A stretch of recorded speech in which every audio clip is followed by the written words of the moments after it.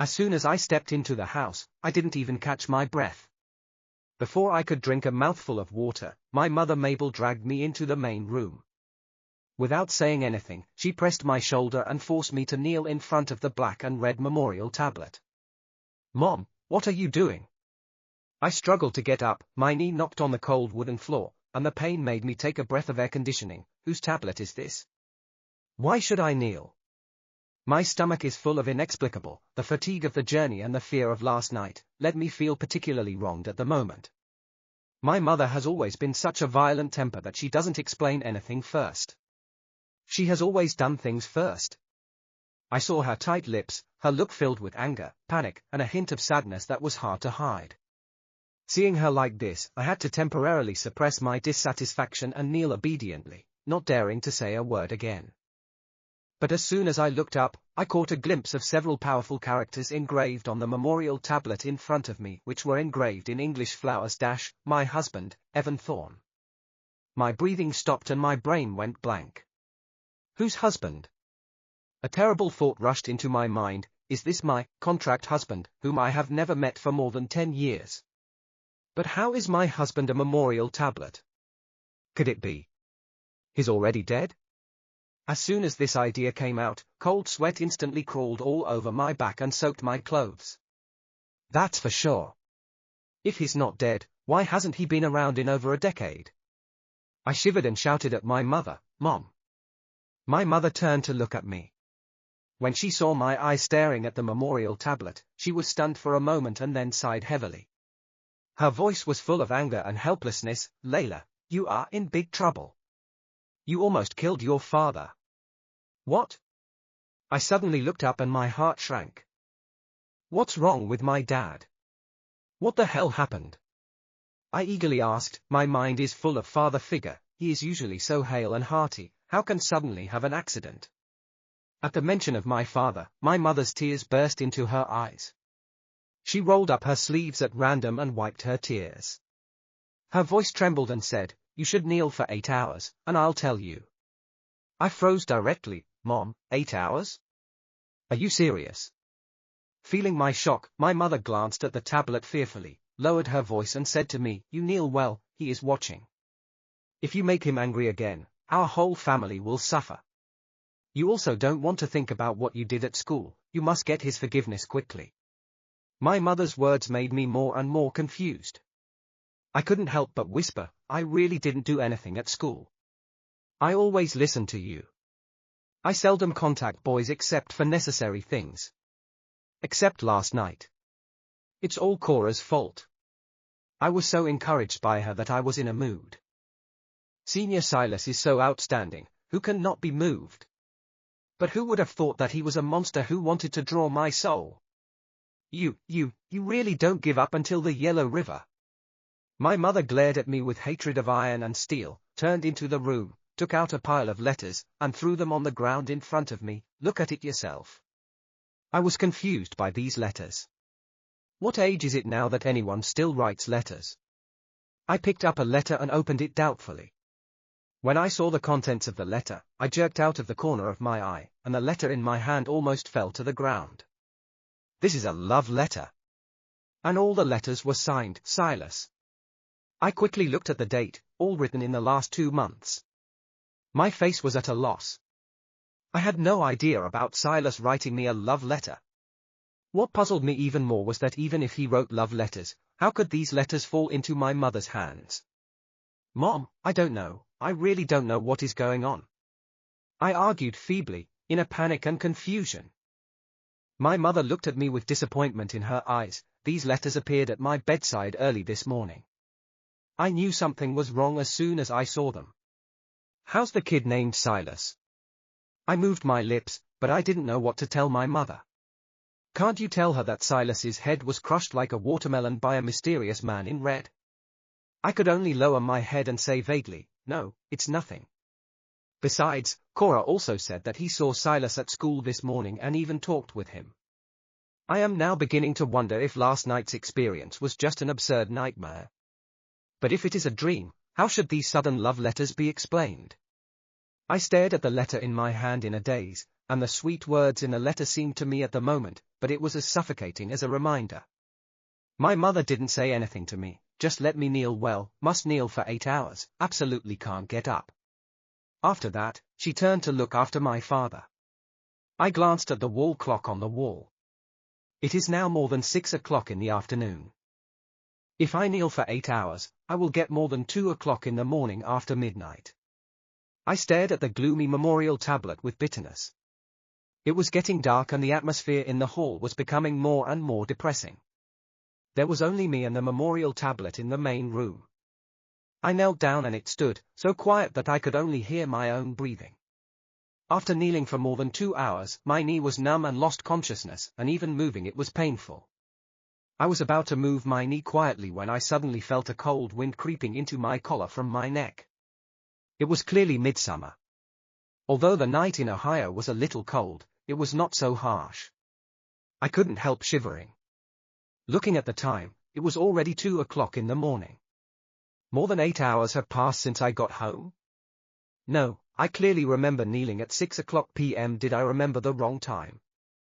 No matter what, hold on a little longer, it should be almost time. It's just that this hall is much more eerie than usual. What is even more strange is that for such a long time, my mother has not come to see me once, and she has not even sent me a mouthful of water or food. Thinking of eating, my stomach suddenly cried unwillingly. Just then, a strong sour taste wafted into my nose. That was my favorite taste when I was a child. Grandma Agnes used to make me hot and sour powder, crisp bean sprouts, waxy vermicelli, and sour and spicy soup. Just thinking about it, my saliva will flow out. But what seems wrong? Why is the taste getting stronger and stronger, as if it were right around you? Leela. A kind and old voice came from behind. I quickly turned my head and saw my grandmother carrying a big sea bowl, walking towards the main room from the outside of the yard. The attractive fragrance came from this bowl. Your mother is really, let you kneel here for so long, also don't bring you something to eat. Grandma went to the door of the main room, stopped and put the bowl on the ground outside the threshold. Grandma cooked your favorite hot and sour powder for you. Eat it while it is hot. I looked at her doubtfully. Grandma, why don't you come in? Why haven't you slept at this late hour? The warm yellow light in the main room shone on her, which should have been a warm picture, but I don't know why. I always felt that Grandma's look was a little dark and gloomy, so she stood in the shadow and looked at me steadily. Eat quickly, Lila, it's not good to eat when it's cold. Grandma didn't answer my question, just kept urging. I said helplessly, Grandma, I'm still kneeling. How can I eat if you don't bring it in for me? Hearing this, Grandma's face changed instantly. She suddenly retreated a few steps, with a trace of panic in her eyes. She said wryly, I quarreled with your mother, and your mother wouldn't let me into the main room. If she sees it later and has to quarrel with me again, I won't come in. You eat quickly and Grandma will go first. With that, Grandma turned and left, acting as if she were not at all like an old man who was nearly 80 years old. As she walked, she muttered, You can't go in. Absolutely can't go in. I completely froze. Since when is this old lady so afraid of my mother? In the past, she quarreled with my mother, but that was a powerful role that could be used to get rid of each other. She had never been soft. Moreover, her eyes just now, how to look at all with a strange unspeakable. I turned my head to look at the bowl of hot and sour powder outside the threshold. The rich fragrance was still coming, but at the moment I had no appetite at all. Grandma's abnormal behavior let my heart rise a strong uneasiness. I subconsciously touched the silver symbol on my neck. The cold touch calmed me down a little. At this moment, the lights in the hall suddenly flashed, and then a cold breath spread from the direction of the plaque. I suddenly looked up and looked at the memorial tablet with the name, Evan Thorne, engraved on it. I don't know if it was my illusion. The handwriting on the memorial tablet seemed to have become blurred, and it seemed slightly hot. But now I can't control so much. I haven't even drunk a sip of water since I came back. I'm already hungry. If I'm hungry for a while, I'll have hypoglycemia. Instead of standing up, I moved my knees to the threshold, so that I was still kneeling, right? Seeing the bowl of hot and sour powder, I stretched my arm before giving my grandmother enough of the bowl outside. The sour and spicy taste went straight to Qianlingai. I couldn't wait to gobble it up, but the powder had a strange taste in my mouth, as if it were a mixture of soil. This is not the taste of hot and sour powder in my memory. I looked down doubtfully. At this look, I immediately burst my heart and gallbladder and screamed and threw out the bowl in my hand. What vermicelli is in the bowl? It is full of earthworms wriggling. Oh. Thinking of what I had just eaten, my stomach turned upside down and I vomited so much that my eyes were blurred with tears. It was clearly the hot and sour powder sent by Grandma. How did it become an earthworm? Besides, why is my head getting dizzy? A strong sense of vertigo made me fall to the ground with a splash. Before I passed out completely, I seemed to hear the cold and proud voice of a man in the room. Oh, why don't you eat to death? When I woke up, I wasn't at home. But next to a solitary grave on the back mountain, I was curled up next to the small earthen bag, surrounded by silence, only the rustle of the dark wind blowing weeds and leaves. I'm going to cry. What the hell is going on here? I clearly fainted in the main room. How to wake up to the back mountain, or beside a solitary grave? I know this solitary grave very well. My mother told me from time to time that I was born next to a solitary grave, and sometimes even passed by from a distance. She would point at it and tell me. So I know this grave very well, but I never dare to approach it. There is a fear in my heart. Now I can't explain to myself why I am next to the solitary grave. The knowledge I have learned is not allowed. This is completely beyond the outline. I quickly got up from the grave and ran away. I knew the way home and I had to hurry home. The surrounding scenery was receding, but I ran for a long time but still did not run out of the back mountain. I kept turning around in circles. Only then did I realize that I had been turning around the solitary grave, and my eyes could not help but look at the solitary and gloomy grave under the moonlight, but this look made my breath suddenly suffocated and almost scared out of my wits. I don't know when a dark figure has been standing on the grave. Although I can't see the face of that person clearly, I can feel that the person is looking at me. Is the person who appeared at the grave in the middle of the night really a person? Suddenly, a chuckle sounded in the quiet night, and the sound seemed to linger in my ears, with banter in the laughter. Come here, what are you running? It was an eerie but somewhat familiar male voice. In my heart, I lamented that I appeared inexplicably at the edge of a solitary grave this big night. I was almost scared to urinate. Okay? Just don't run. But at the moment, my heart is more than enough, and my legs are like lead, unable to move half a step. I can only watch the dark shadow approaching me. His speed is very fast, not like walking, but like floating. A whoosh came to me, and a blue and white face instantly came to me. Seeing this face, I was so scared that I almost died on the spot. A scream choked in my throat. I couldn't scream.